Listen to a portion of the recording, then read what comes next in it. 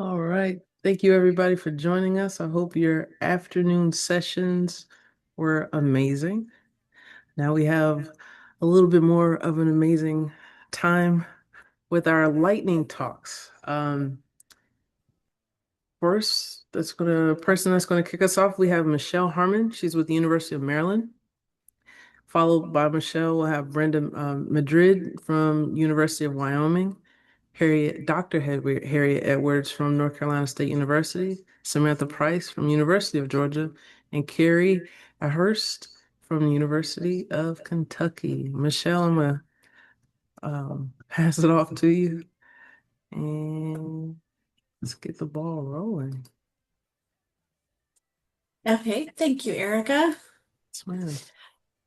So I was asked to talk a little bit today about my 4-H Military Partnership Advisory Council. And first I'll explain who I am and then tell you a little bit about how that came about. So I am a 4-H educator in Maryland, in Allegheny County, the western part of Maryland, and I'm also the state 4-H military liaison. A few years ago, when I first started into my position as the liaison, I had an amazing opportunity to participate in the first cohort of the Military Partnership Leadership Academy, and this advisory council was born out of that. Erica, if you could go ahead and advance to the next slide, please. So, as part of the Military Leadership Academy, we were all tasked with doing a capstone project.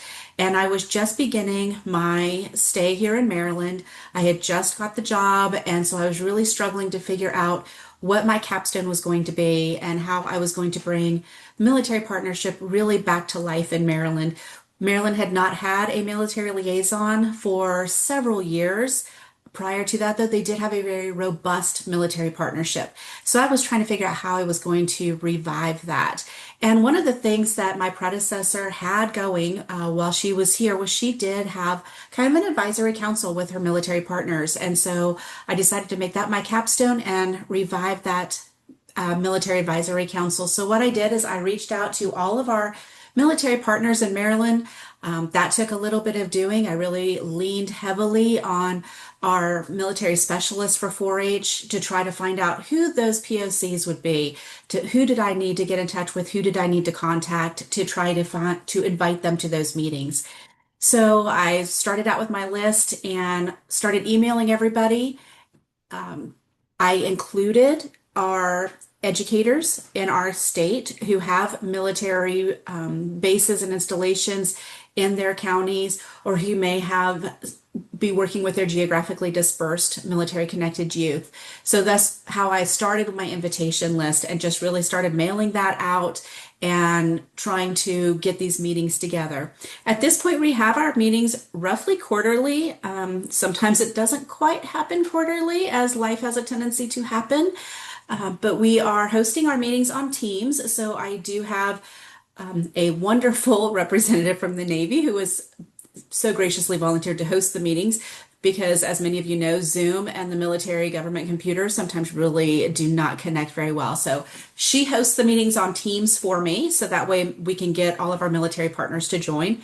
We try to have an educational program.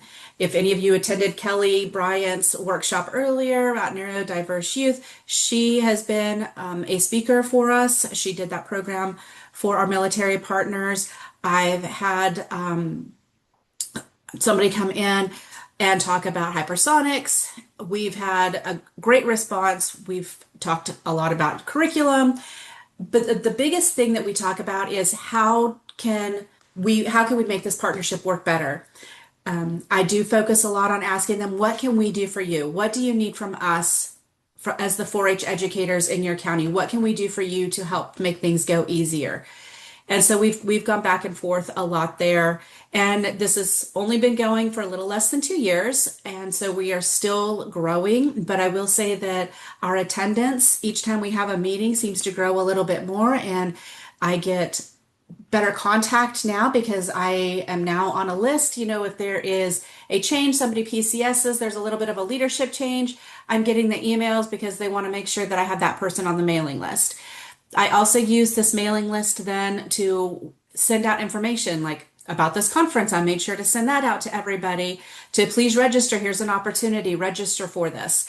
I actually have a few OCONUS members on my mailing list that they have attended the meetings.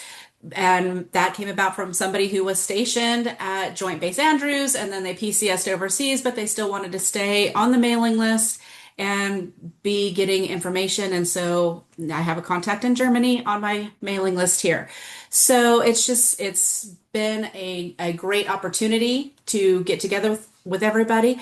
I would love to see this go face to face at some point. Maybe we can look at that in the future, maybe doing an annual face to face training because I know that my predecessor did that. Just having to keep in mind everybody's travel budget and try to figure out how we can make that work. But that is something that we've been doing, and I have had some success with that, and I look forward to seeing that program grow in the future. The next slide has my contact information. If anybody has questions, I'm happy to take questions or feel free to reach out.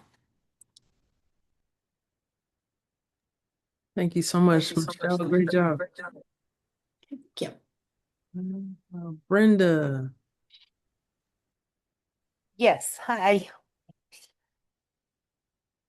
All right. So I am relatively new to my role. I've been here 5 months, and my first month in was Month of the Military Child in April, as you all know. And so I'm going to talk a little bit about what we did, what we planned, and then how I reached out across Wyoming to get other counties involved as well. So really, what we did was I partnered with the Wyoming National Guard Youth Program, and we hosted a Month of the Military Child Family Night, and we partnered. Then the two of us partnered with lots of vendors, as we called them, and we basically just hosted an open house. Um, and the vendors taught something to the kids, each one of them. And we had probably, I don't know, I would say probably 25 vendors. And so we had, of course, 4-H. I had 3 different 4-H clubs come. We had our robotics club, our Western swing dance club, and then also um, just a community club that um, showcased what 4-H was and what it was about. We had like our F.E. Warren based school liaison there. We had our Laramie County Sheriff with the DARE program. We had the University of Wyoming Science Road Initiative come, and they had 2 booths actually. They had a healthy living booth, and then they actually brought in live reptiles that the kids got to handle and see, and it kind of sparked some pocket pet interest.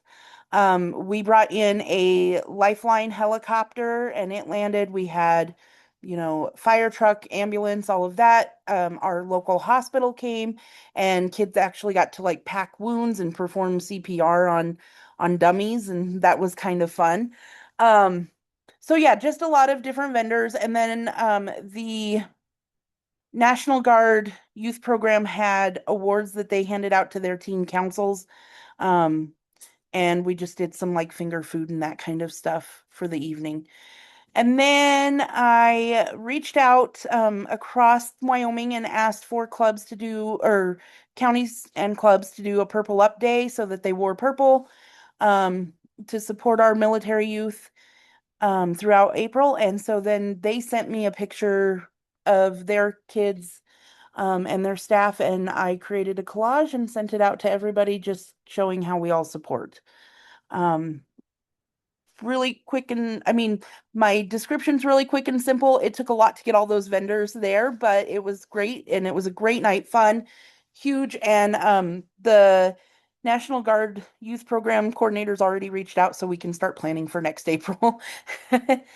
So, and then the next slide is just my contact information if anybody has any questions of things that we did. We also did now that I'm thinking about it, a commissioner proclamation signing as well that same day. So we went to the commissioner signing, and then the commissioners and myself and everybody came to the family night. So That is awesome. Thank you for sharing. Absolutely. Next up, we have Dr. Harriet Edwards. Okay. So my opportunity is to talk to you a little bit about a program that's already been mentioned, and that is the Military Partnership Leadership Academy. This was one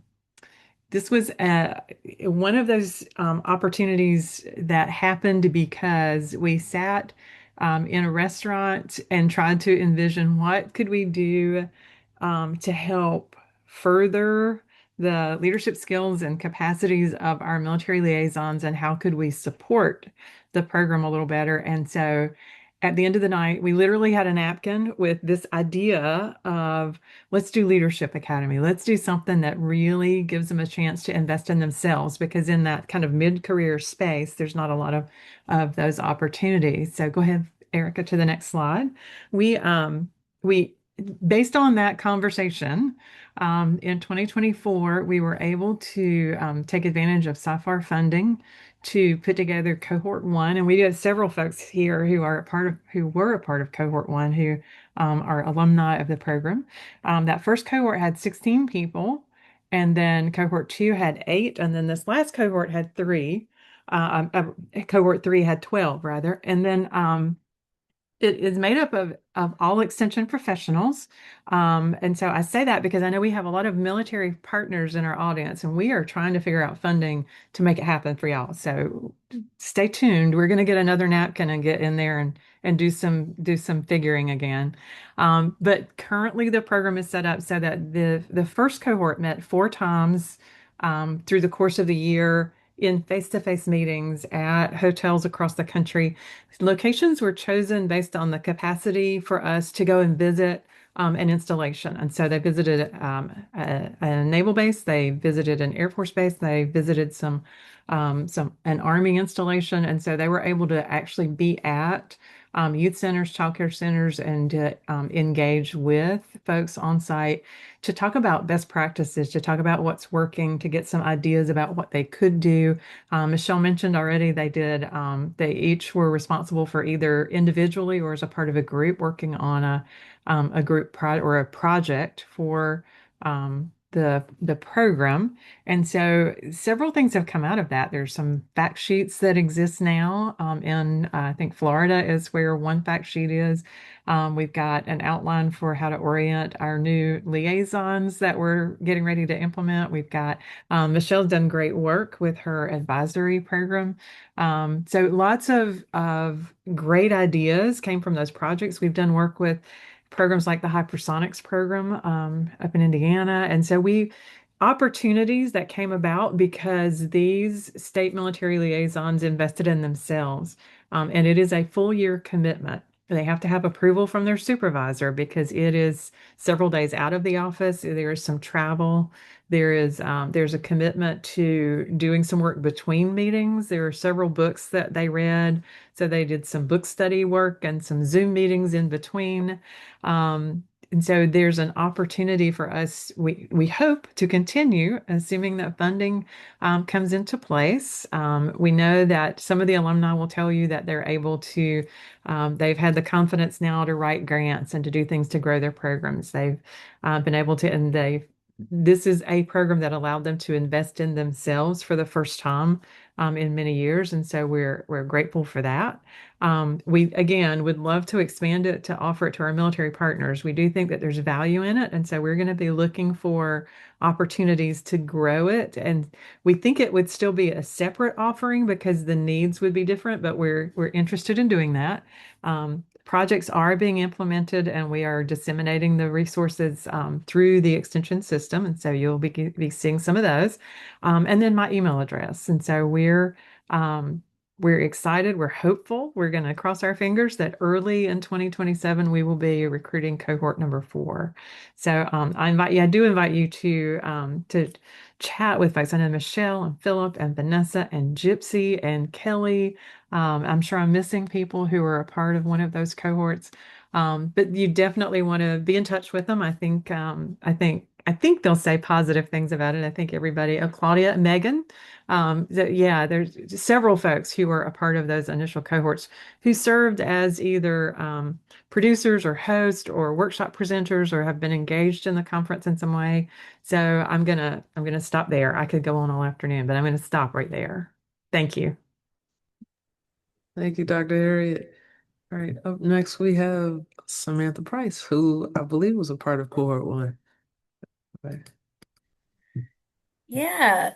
So I'm Samantha Price and I'm in Georgia and I was in cohort one and I think everybody should do it. And Dr. Edwards, if you're looking for a place, Robbins would love to have you guys come. We have a really cool Georgia National Fair Center.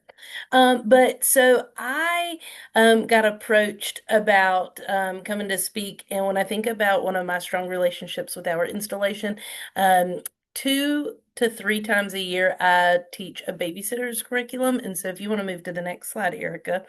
So I do not know when all of this came out, but if you did not know that this is a resource, it's a really cool resource. I know it got revamped in 2020, and that's kind of the latest. And so I go out to the installation and we teach a certification on how do you become a better babysitter.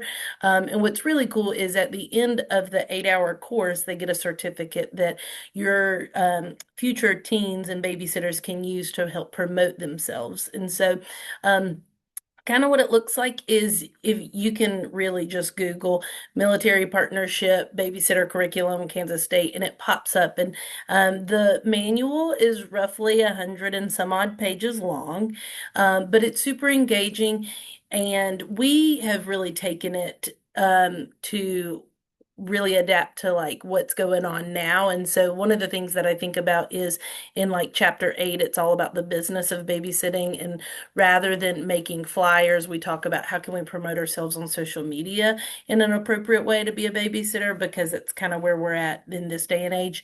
One of the really cool things that I like to do with Robbins is when we host the training, we do it lots of times during like school breaks, and our youth center is filled with kids. So not only do we take the training for the first couple hours, but then they have the opportunity to go practice what they learn. And we go to the gym and we get to run around with the kids, and they get the opportunity to figure out like, how do I communicate with these young kids? Because a lot of times, our teens they've never babysat anybody other than their sibling before, and so now they're starting to learn that.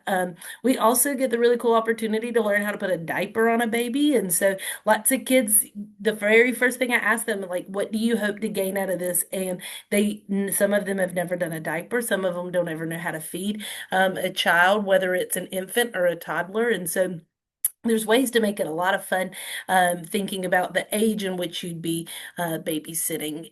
So that's one of the cool things that we do. I also want to toot Robin's horn, because one of the things that they do is after the child or the teen finishes their certification, they take their contact information and they keep it at their front desk. That way, if families, when they come and visit, they're like, do you know of anybody? They have some information that they can share out. And they get it like approved for the families and such, but they now keep a log of individuals that have came through the program. So if you've not seen this resource, know that it's out there. It is a great way to get your 4-H folks to come in and talk about those ages and stages in youth development. And it's a great way for us to then connect with our teens. And then the last slide is just my contact information. If you want to call me, I'll be happy to tell you how I've done it. There's a couple of PowerPoints out there. The PowerPoints are semi-outdated. There's also other like I've updated some, but then I also go real rogue and just talk out of the book versus talking to a PowerPoint.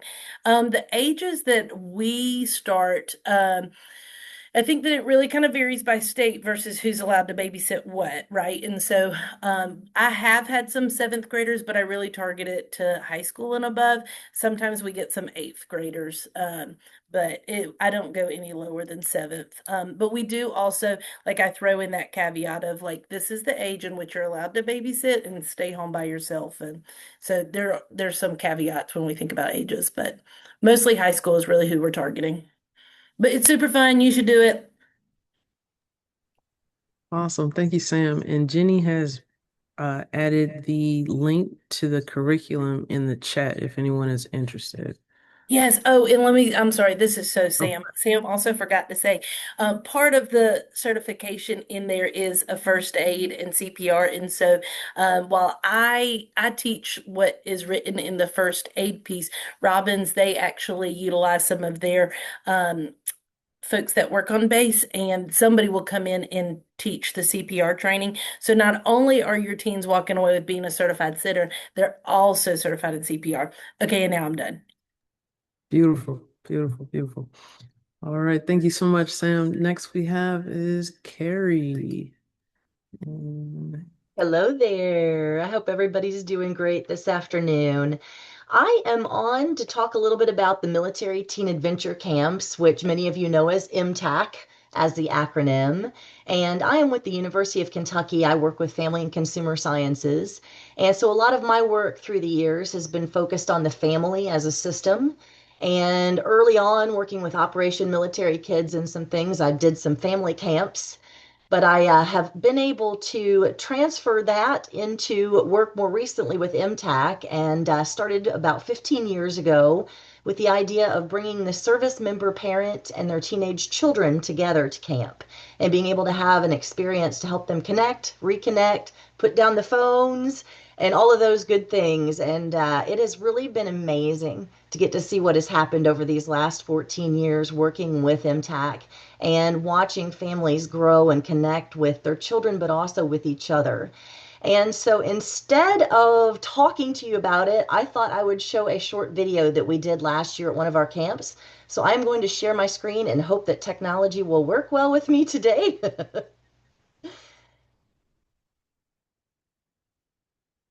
All right, can you all see the video? Get started here. yes, ma'am. So MPAC is the Military Teen Adventure Camp, and it is basically a grant the initiative to get military youth, teens involved in high adventure experiences all over the country. So we in Kentucky, we actually add the family piece to it, and we have parents come with their teens on high adventure experiences. Try to do things that challenge families and challenge teens, but also give them space to grow and to experience new things. What I enjoy about trying house is that we can just like leave our phones, that we can like go do things, and that like everything's pretty chill. We were mountain biking. There was like some downhills, some uphills, and it was overall super, super fun.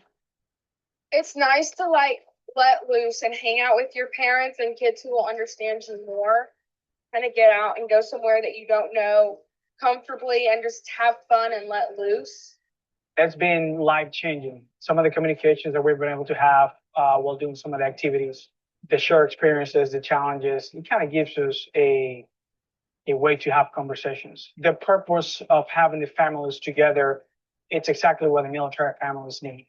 So for them to have an activity together that brings them to a shared experience and to create memories.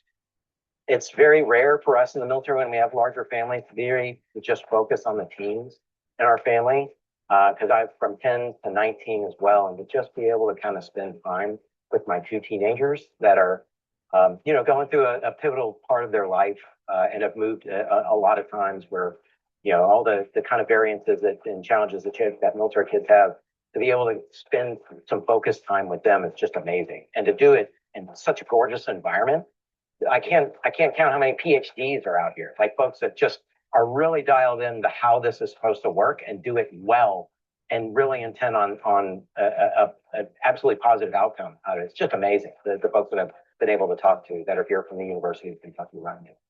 Sometimes active duty takes people away from each other, or life just gets busy and nobody has time for one another. So we get people out, get them to start talking again, because sometimes we get into this monotonous routine and people forget how to speak to one another. We want people to grow together. We want families to grow together. We want to try and eliminate that distance, that divide. It's a big program. There's a lot of stuff that goes on, and there are always meaningful bonds built.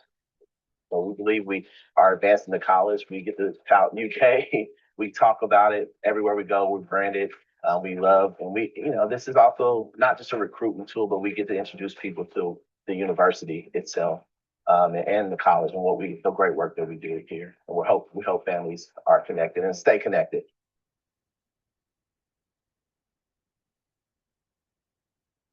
All right. The Ozempic pill. Oh, Tied. sorry. Hang on one second. It didn't shut off for me. There we go. Okay. Sorry about that. I just wanted to show that video in part because I just love the way that it shows some of the different activities. And yesterday when I was on here listening, I heard someone say something about safe risk and positive risk with our youth. And I think that's a lot that really is, in a nutshell, a lot of what we do through these camps. We bring parents and children together to be able to experience these things together, and we get to actually really, truly witness magic. And it's amazing. It's absolutely amazing. So we're in our 14th year now. We just finished camping season, and that is always such a good feeling. But one of the reasons why that video is my favorite is because every young person you saw staffing that talked in that video had been a participant at some point. And I think that's a true testament to some of the work that we've done through the years, that we now have campers that started as teens who are now coming back as staffers to our camps. And we've done these in 5 states now, but we're looking to grow. So if you wouldn't mind to write down my contact info, and please reach out to me if you have ideas or might be interested in replicating something like this in your own states, because I would love, love, love to work with anybody who might want to try to do this parent-teen model. Thank you. Awesome. Thank you so much.